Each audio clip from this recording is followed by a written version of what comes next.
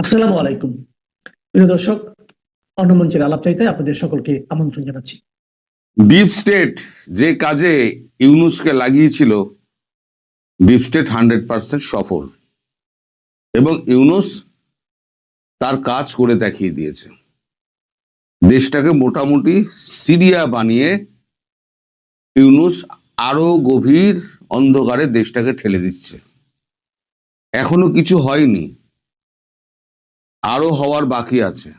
গতকাল সারা রাত আমি লাইভ টিভি দেখেছি, বিভিন্ন চ্যানেল আমি ঘুরিয়ে ঘুরিয়ে সেখানে দেখে, আর সকালবেলা যা খবর আমি পেলাম তাতে থেকে আমার এই উপলব্ধি।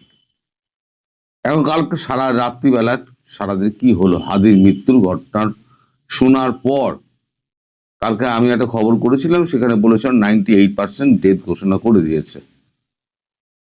তো যাই হোক, 152টা স্থাপনায় আগুন লাগানো হয়েছে। 152টা স্থাপনায়, ঢাকা সহ 10টি জায়গায় 10 জন মারা গেছেন, নিখোঁজ অন্তত 7। এর মধ্যে ঢাকায় 3 জন, সাতক্ষীরায় 5 জন, চিটাগাঁওয়ে 1 জন, খুলনায় 1 জন, ময়মনসিংহে 1 জন। এই যে সাতক্ষীরাতে, এই চিটাগাঁওতে, সাতক্ষীরাতে এখানে একজন হিন্দু আছেন সংখ্যালঘু, খুলনায় 1 জন সংখ্যালঘু এবং ময়মনসিংহে 1 জন সংখ্যালঘু। তার মানে 10 জন যে মারা গিয়েছেন হামলায়, এই 10 জনের মধ্যে 3 জন হচ্ছে সংখ্যালঘু সম্প্রদায়ের মধ্যে। এটা পুরো হচ্ছে পুরো রাষ্ট্রীয় পৃষ্ঠপোষকতায়। এখানে পুলিশ এবং সেনাবাহিনী সম্পূর্ণ নিষ্ক্রিয়। আমি দেখলাম পুলিশ চুপচাপ দাঁড়িয়ে আছে, সেনাবাহিনী আদর আপ্যায়ন করে বুকে জড়িয়ে ধরে তাদেরকে সমঝে তাদেরকে পাঠানোর চেষ্টা করা হচ্ছে, যখন প্রথম আলো এবং ডেইলি স্টার যখন জ্বালানো হচ্ছে সেই সময়তে। ওই যে হাজার হাজার জনতা দেখছেন না, তার মধ্যে হয়তো 200-300 হয়তো এই ছাত্র জনতার নামে এই উচ্ছৃঙ্খল বাহিনী রয়েছে, আর বাকিটা হচ্ছে উৎসুক মানুষ এবং কিছু ইউটিউবের লোক যারা ওই ছবিগুলো তুলছেন। তাই রাষ্ট্রীয় সেনাবাহিনী, রাষ্ট্রীয় পৃষ্ঠপোষকতা, এই কারণেই আমি বলছি যে এই সেনাবাহিনী এবং পুলিশ যাদের জাতিকে রক্ষা করা, দেশকে রক্ষা করা যাদের দায়িত্ব, তারা সেই দায়িত্বে সম্পূর্ণ ব্যর্থ হয়েছেন। চিটাগাঁওয়ে ভারতীয় ডেপুটি হাই কমিশনার অফিস ভাঙচুর হয়েছে, খুব ভালো করেছেন এটা। খুলনায় ভারতীয় ভিসা অফিস ভাঙচুর। ঢাকার ইন্দিরা গান্ধী কালচারাল সেন্টার যেটুকু ছিল ওটুকু, বাকিটুকুও লুটপাট করে নিয়ে গিয়েছে। এদের বক্তব্য হচ্ছে ওই 5 উপদেষ্টার পদত্যাগ চাই, যে 5 উপদেষ্টার কথা গতকালকে আমি আপনাদেরকে বলেছিলাম। স্বরাষ্ট্র, পররাষ্ট্র, গৃহায়ন এবং গণপূর্ত দপ্তর, আচ্ছা, পরিবেশ এবং আইনমন্ত্রী। উল্টো দিকে পদত্যাগ তো দূরের কথা, আমাদের যিনি স্বরাষ্ট্র উপদেষ্টা তিনি বলেছেন আওয়ামী লীগ ধরো আর জেলে পড়ো। একদিকে কথা উঠছে এইটা করেছে ভারতবর্ষ। ভারতবর্ষ কি করেছে না করেছে সেটা আমি সন্ধ্যের ভিডিওতে বলবো। ভারতবর্ষ এর সঙ্গে কতটা জড়িত বা আদৌ জড়িত কিনা, জড়িত হলে কিভাবে জড়িত আর কিভাবে তারা পালিয়ে এলো, আমি বিকেলবেলা বলবো, এই সন্ধ্যাবেলা বলবো এটা। তো এখন এই খবরটা আমি ফিরি। সাতক্ষীরার জেল ভাঙার চেষ্টা, গুলিতে আহত 2, মানে জেলবন্দি 2 তারা আহত হয়েছে ওই জেলের পুলিশের গুলিতে। আচ্ছা, আজকে নামাজের পর, আজকে শুক্রবার, আজকে নামাজের পর ঢাকা হাই কমিশনার অফিস অভিযান হবে। আজকে হয়তো ঢাকা হাই কমিশন হয়তো ভেঙে গুড়িয়ে দেওয়া হবে, তো সেটা আশঙ্কা করা হচ্ছে। মানে ভালো, আপনারা যেটা করছেন সেটা ভালো। এইটা করণীয় কি এই যে অবস্থা চলছে, এটা মানে কিভাবে মোকাবিলা করা যায়? কাদেরকে নিয়ে বসা হচ্ছে? যে 5 জন উপদেষ্টার এরা পদত্যাগ চাইছে, এরা বলছে এরা বেঈমান, এরা আমাদের ধোঁকা দিয়েছে, এরা দেশকে লুট করতে এসছে। কালকে ক্যামেরায় বলছে এরা দেশকে লুট করতে এসছে, এরা আমাদের রক্ত চুষছে, তাই এদের পদত্যাগ আমরা চাইছি এবং এদের বিচার চাইছি। তা সেই উপদেষ্টাদের দিয়ে ইউনূস সাহেব তিনি আবার একটা বৈঠকে বসছেন। ভালো। তারপর সন্ধ্যের সময় আবার 3 সেনা প্রধানকে ডাকা হয়েছে, সেখানে আবার একটা বৈঠক। আর বৈঠক করে কি হবে? দেশের তো সম্পত্তি রক্ষা করতে পারছেন না, মানুষের জানমালের রক্ষা করতে পারছেন না, আপনি উপদেষ্টা হয়ে আপনি ওখানে শুধু মিটিং করে যাচ্ছেন।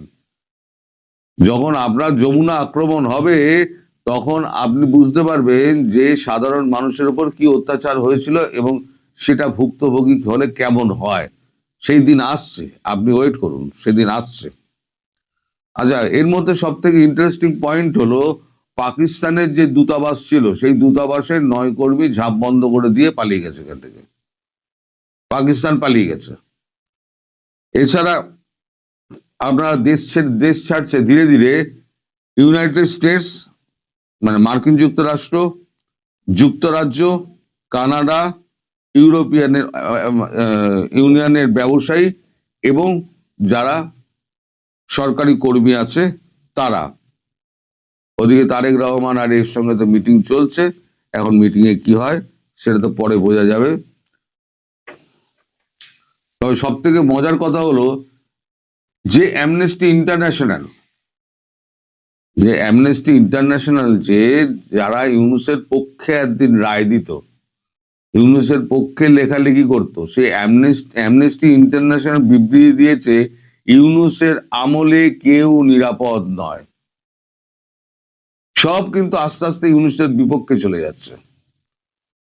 আরো মজার ঘটনা আছে, সেটা হচ্ছে এই যে নিউ এজের সম্পাদক নুরুল কবির, তিনি মার খেয়েছেন, বেধড়ক পেটানি হয়েছে তাকে। ডেইলি স্টার এবং প্রথম আলো তো পুড়িয়ে দিয়েছে, সে তো আমি আগেই বললাম, আপনারা সবাই জানেন। তাদের ডেইলি স্টারের যে সম্পাদক তিনি হচ্ছেন মাহফুজ আলম, তিনি অজ্ঞাত স্থানে চলে গেছেন। প্রথম আলোর মতিউর রহমান, তিনিও অজ্ঞাত স্থানে চলে গেছেন। মানে এনারা দুজন এখন অজ্ঞাত স্থান থেকে দেখভাল করছেন এবং পরিচালনা করছেন। এই হচ্ছে সামগ্রিক পরিস্থিতি বাংলাদেশের। আমার মনে হয় খুব শিগগির হয়তো বাংলাদেশ একটা রক্তক্ষয়ী সংগ্রামের মধ্যে দিয়ে যাবে। তার কারণ হচ্ছে এই যে আওয়ামী লীগ ধরো আর জেলে পড়ো, এই কথাটি এই যে স্বরাষ্ট্র উপদেষ্টা যেটা বলেছেন, তাতে কি হবে? আওয়ামী লীগের কর্মীরা ম্যাক্সিমাম কজন পালিয়েছে? 5 কোটি লোক ধরি আওয়ামী লীগের, তার মধ্যে হয়তো 50,000 হয়তো পালিয়েছে, বাকি তো 4.5 কোটি দেশে রয়েছে। তারা যখন দেখবে আমরা তো এমনিতেই মরবো, অমনিতেই মরবো, এরা যখন ফাইট ব্যাক শুরু করবে, তখন আর একটা সিরিয়া বাংলাদেশের বুকে তৈরি হবে। আর হাই কমিশনের গায়ে হাত দেওয়া মানে বাংলাদেশের কপালে দুঃখ আছে, কূটনৈতিক সমস্ত সম্পর্ক ছিন্ন করে দেবে। ভারত হয়তো আর কোনো অ্যাকশনই নেবে না যে তোরা মারপিট করে মর, আমি আমার সীমান্ত রক্ষা করছি। তোরা খাবার পাবি না, তোরা বিদ্যুৎ পাবি না, তোরা জল পাবি না, সব বন্ধ করে দেওয়া হবে। এবার দেখি কতদিন তোরা এই লড়াই করতে পারিস। ভারতবর্ষ আমার মনে হয় সেই দিকেই যাবে। এবার কোনো রকম লড়াই ফড়াইতে ভারতবর্ষ আর যাবে না। তোরা যখন নিজেরাই মারপিট করে মরছিস, তখন নিজেরাই মারপিট করে মর। আচ্ছা, ধরুন তর্কের খাতিরে আমি ধরে নিচ্ছি ভারতবর্ষ থেকে এখান থেকে ঢুকে গেল, ঢুকে গিয়ে এখানে মেরে দিয়ে আবার এখানে ফিরে চলে এলো, খুব ভালো কথা, ঠিক আছে। র যে একেবারে করে না আমি সে কথা বলবো না, র এরান টার্গেট কিলিং করে, কিরম ভাবে করে না করে আমি সন্ধ্যেবেলায় করবো। কোভার্ট অপারেশন কিভাবে হয়, কাদের কাদের কিভাবে কি করেছে না করেছে আমি সন্ধ্যেবেলা বলবো।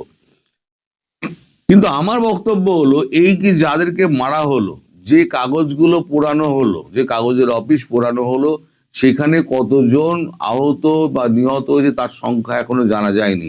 ভেতরে আটকে ছিলেন অনেকে, সেই সংখ্যা এখনো জানা যায়নি। তো তারা কি ভারতীয় ছিলেন? ওই কোম্পানিটা কি ভারতীয় কোম্পানি ছিল? ওটা বাংলাদেশের অর্থায়নে বাংলাদেশের একজন ব্যবসায়ী তারা কাগজ কোম্পানি করেছিল, সেই কাগজটা আপনারা পড়তেন। এবং এই কাগজ দুটোই কিন্তু শেখ হাসিনার বিরুদ্ধে সব থেকে বেশি সোচ্চার ছিল এবং আপনাদের হয়ে সব থেকে বেশি প্রচার করেছিল। আজকে সেই কাগজের অফিসগুলো আপনারা জ্বালিয়ে দিলেন, বাকি কাগজগুলো এখন ভয়ে কাঁপছে, তারা দপ্তর খুলবে কি খুলবে না, কাগজ বেরোবে কি বেরোবে না। আজকে যদি এই শুক্রবারের পর উন্মত্ত জনতা, এ তো একটা মানে পাগল হয়ে গেছে এরা, উন্মত্ত জনতা যদি আর দুটো কাগজের অফিস ভাঙে, তাহলে বাংলাদেশ থেকে সমস্ত কাগজ এবং চ্যানেল, সমস্ত সম্প্রচার এবং প্রচার বন্ধ হয়ে যাবে। তাহলে তখন আপনারা কি করবেন? একটা ব্লকেডের মধ্যে পড়ে যাবেন। পৃথিবী থেকে বিচ্ছিন্ন হয়ে গেছেন। এই যে সবকটা চলে যাওয়া, ইউএস থেকে ইউকে পর্যন্ত, কানাডা, ইউরোপিয়ান ইউনিয়ন সব যে চলে যাচ্ছে, এবার তার অর্থটা বুঝতে পারছেন? তারা বুঝতে পারছে যে একটা আর একটা সিরিয়া হওয়ার মুখে এসে দাঁড়িয়েছে, ফলে এখান থেকে পালাও।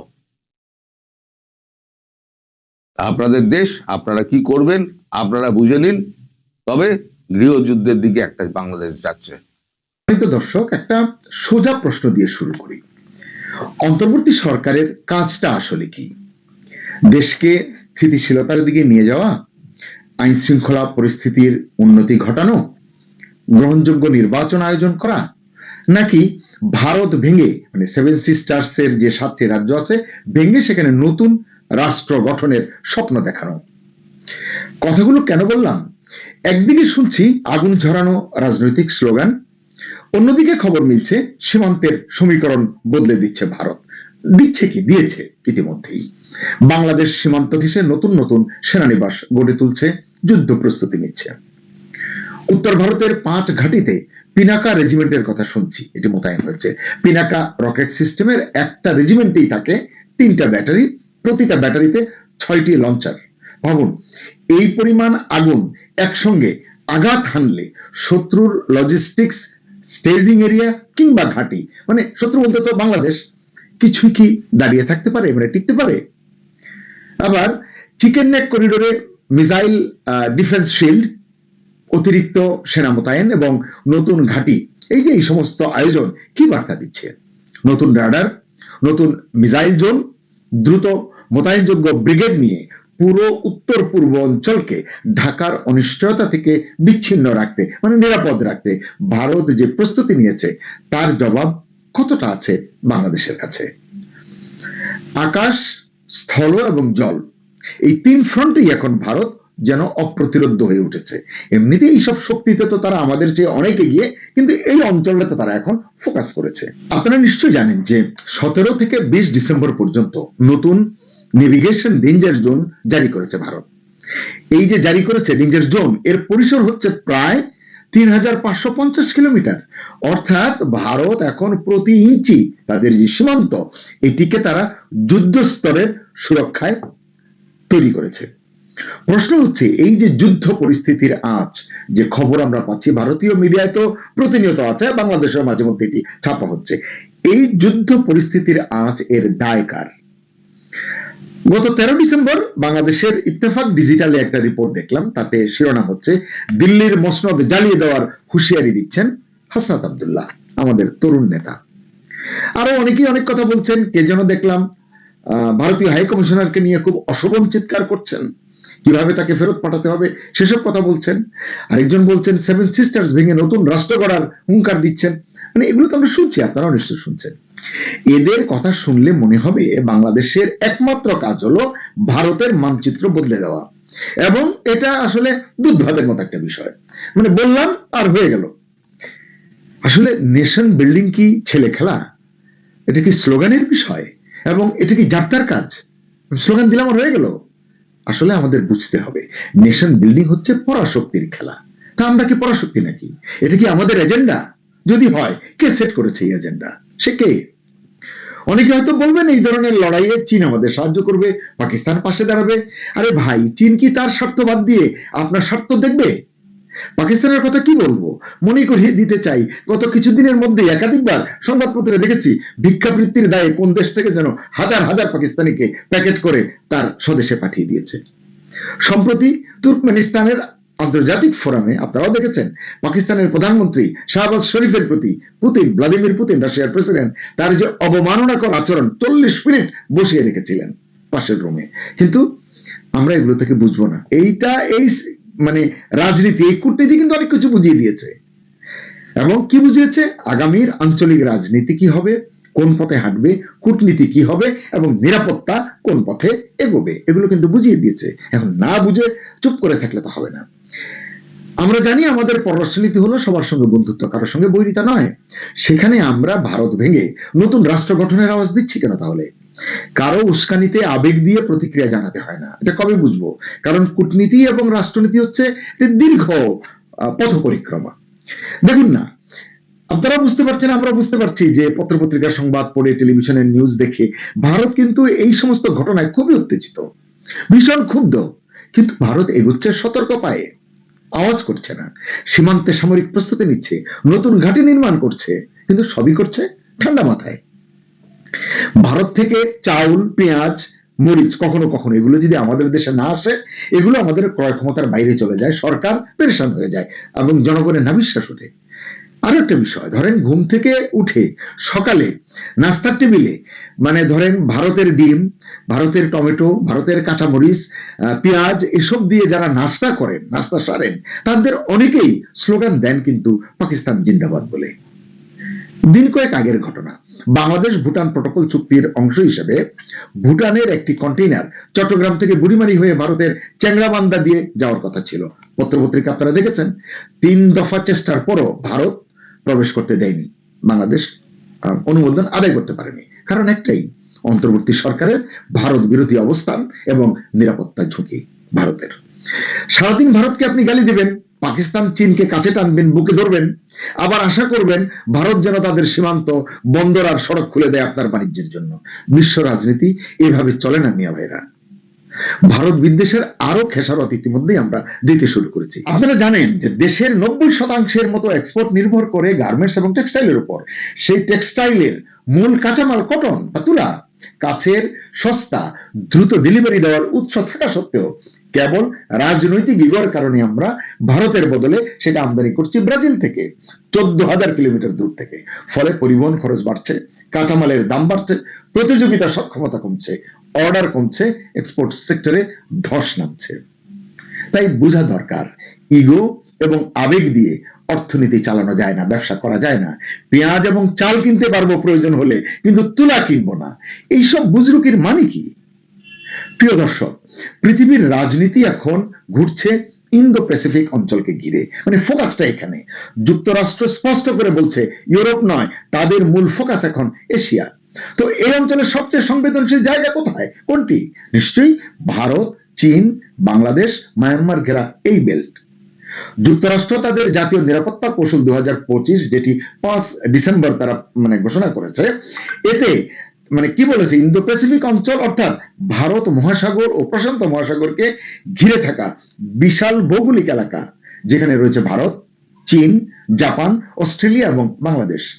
এই অঞ্চলের গুরুত্ব ওয়াশিংটনের কাছে তার মিত্র শক্তি ইউরোপের চেয়েও বেশি, এটা তারাই বলছে। অঞ্চলটি এত গুরুত্ব পেলেও ডকুমেন্টের কোথাও কিন্তু বাংলাদেশের নামটা পর্যন্ত নেই। বুঝুন তাহলে, ভূ রাজনৈতিক গুরুত্বে বাংলাদেশের আন্তর্জাতিক পর্যায়ে ওঠার দামামা বাজানো যে বয়ান, আসলে এভাবেই হোঁচট খাচ্ছে। চীনের বিরুদ্ধে এশিয়ার মিত্রদের একত্রিত করতে চায় যুক্তরাষ্ট্র, এটা আমরা জানি অনেক দিন ধরে। দ্বিপাক্ষিক সম্পর্ক নিম্নমুখী থাকা সত্ত্বেও, ভারতের সঙ্গে দ্বিপাক্ষিক সম্পর্ক কিন্তু যতটা মসৃণ হওয়ার তা কিন্তু নয়। শুল্ক আরোপ থেকে আপনারা জানেন বিভিন্ন ঘটনায়। এই নিম্নমুখী সম্পর্ক সত্ত্বেও নিরাপত্তা কৌশলে ভারতকে গুরুত্বপূর্ণ কৌশলগত অংশীদার হিসেবে চিহ্নিত করেছে যুক্তরাষ্ট্র। এবং ইন্দো প্যাসিফিক সংঘাত এড়াতে ট্রাম্প দিল্লিকে সহযোগী হিসেবেই চাইছেন এই অঞ্চলে। এবার দেখা যাক যে ভারতে মার্কিন নির্ভরতা যদি বাড়ে, মার্কিন এগিয়ে যাচ্ছে ভারতের দিকে, এই নির্ভরতা যদি আরো বাড়তে থাকে, ভূ রাজনৈতিক ভাবে তার গুরুত্ব বাড়বে, মানে ভারতের গুরুত্ব নিশ্চয় বাড়বে, এর প্রভাব দক্ষিণ এশিয়া এবং বাংলাদেশেও পড়বে, এর কোনো ব্যত্যয় ঘটবে না। তখন কি চীন নির্ভর বাংলাদেশের পক্ষে কৌশলগত কূটনৈতিক ভারসাম্য রক্ষা করা সম্ভব হবে? পাকিস্তানকে তো হিসাবেই ধরছি না আমি। প্যাসিফিক মহাসাগরে চীনের প্রভাব রোধে সেখানে রয়েছে জাপান, তাইওয়ান, ফিলিপিন্স, এদেরকে নিয়ে ওখানে ফার্স্ট আইল্যান্ড চেইন, এটি আমরা জানি। আবার ভারত, যুক্তরাষ্ট্র, জাপান এবং অস্ট্রেলিয়া, এই 4 দেশকে নিয়ে রয়েছে কোয়াড। এসব তথ্য একটাই বার্তা দিচ্ছে, যুক্তরাষ্ট্রের কাছে যে কোনো প্ল্যাটফর্মে ভারতের গুরুত্ব কিন্তু স্পষ্ট এবং অধিক। এখন আমেরিকা বলছে তারা সবার দিকে নজর দিতে পারবে না, আপনারা জানেন রেজিম চেঞ্জ যেগুলো নিয়ে তারা কথা বলবে না। তুলসী গ্যাবার্ড এই কথা বলেছেন, তারা এখন গণতন্ত্র, মানবাধিকার আপাতত এটিকে অগ্রাধিকার মনে করছে না, নিরাপত্তাকেই তারা মূল বিবেচ্য করে এগোচ্ছে। এই বাস্তবতায় বাংলাদেশ যদি নিজেই ঝুঁকি বাড়ায়, তাহলে পাশে দাঁড়াবে কে? আপনি ভারতকে পছন্দ না করতেই পারেন, কিন্তু ভুললে চলবে না এই অঞ্চলে ভারতের নিরাপত্তা উদ্বেগ, এটা কিন্তু এখন একটা বাস্তব ফ্যাক্টর। হ্যাঁ, একথাও ঠিক, দক্ষিণ এশিয়ায় ভারত বিরোধী মনোভাব কিন্তু বাড়ছে, বিভিন্ন দেশে এরকম একটা বয়ান কিন্তু আমরা শুনি। আবার একথাও সত্য, ভারত দক্ষিণ এশিয়ার নিরাপত্তার রক্ষাকর্তা হিসেবে নিজেকে দেখতে চায়, পরিচিত হতে চায়, স্থিতিশীল এবং সমৃদ্ধ প্রতিবেশী অঞ্চলের নেতা হয়ে উঠতে চায় ভারত। ইন্দো প্যাসিফিকে ভারতের অবস্থান এবং গুরুত্ব, কোয়াডে ভারতের অংশগ্রহণ ও মর্যাদা, কোর 5 যে G7 এর মানে আদলে ট্রাম্প যে এটি কোর 5 করতে চাচ্ছেন 5টা দেশকে নিয়ে, যুক্তরাষ্ট্র, ভারত, জাপান, চীন এবং সম্ভবত রাশিয়া, এই 5টি দেশকে নিয়ে যে তিনি কোর 5 করেছেন, সেখানে কিন্তু ভারত নিজেকে অপ্রতিদ্বন্দ্বী করে তুলেছে, মানে তার গ্রহণযোগ্যতা প্রতিটি প্ল্যাটফর্মে আছে। এর বিপরীতে কেউ যখন বলেন ভারত টুকরো টুকরো না হলে বাংলাদেশ শান্তি পাবে না, এমন দায় দায়িত্বহীন বিপজ্জনক বক্তব্য শুনে কোনো জবাব আসলে মুখে আসে না। বাংলাদেশে ভারত বিরোধিতার রাজনীতি নতুন নয়, এটা বরাবরই একটা সীমার মধ্যে ছিল। এই রাজনীতি ছিল ভারত বিরোধিতা, ভারত কার্ডের রাজনীতি ছিল, কিন্তু এটি সীমার মধ্যে ছিল এবং সেটা ছিল পলিটিক্যাল রেটরিক হিসাবে, কখনোই এটা রাষ্ট্রীয় আত্মঘাতী কৌশল হিসেবে ফুটে ওঠেনি। আজকে কেন হচ্ছে? এখন যা হচ্ছে তা রাজনীতির নামে অপরিণত এবং হঠকারী নয় কি? এখন আসলে বাংলাদেশের কি দরকার? যে কেউ বলবেন বাংলাদেশের স্থিতিশীলতা দরকার, দেশকে এগিয়ে নিয়ে যাওয়ার বুনিয়াদ স্থাপন করা দরকার এবং একটি গ্রহণযোগ্য নির্বাচন আয়োজন করা দরকার গণতান্ত্রিক ট্রান্সফরমেশনের জন্য, বিকাশের জন্য। মনে রাখা দরকার, আবেগ দিয়ে রাষ্ট্র চলে না, চাপাবাজি করে স্বপ্ন পূরণ হয় না, লক্ষ্য অর্জিত হয় না। তাই বাংলাদেশকে ঠিক করতে হবে কোন পথে হাঁটবে বাংলাদেশ। বাংলাদেশ কি ধ্বংসের পথ বেছে নেবে নাকি স্থিতিশীলতা ও অগ্রগতির পথে অগ্রসর হবে? অন্তর্বর্তী সরকারের আসল দায়িত্বই কি, যেটি দিয়ে শুরু করেছিলাম? আগুন লাগানো, আবেগ উস্কে দেওয়া, প্রতিবেশীকে শত্রু বানানো, নাকি দেশের অভ্যন্তরে আইন শৃঙ্খলা ঠিক করা, ব্যবসা ও বিনিয়োগের আস্থা ফিরিয়ে আনা, আঞ্চলিক স্থিতিশীলতায় মনোযোগী হওয়া এবং একটি গ্রহণযোগ্য নির্বাচন করে মানে ভালোভাবে সুন্দরভাবে ক্ষমতা হস্তান্তর করা? দর্শক, শেষ করব, প্রশ্ন রাখতে চাই আপনাদের কাছে, আপনারাই বলুন, অন্তর্বর্তী সরকারের দায়িত্ব কি গ্রহণযোগ্য নির্বাচন নিশ্চিত করা নাকি লাগাতার হঠকারিতায় দেশকে আঞ্চলিক ঝুঁকির মুখে ঠেলে দেওয়া?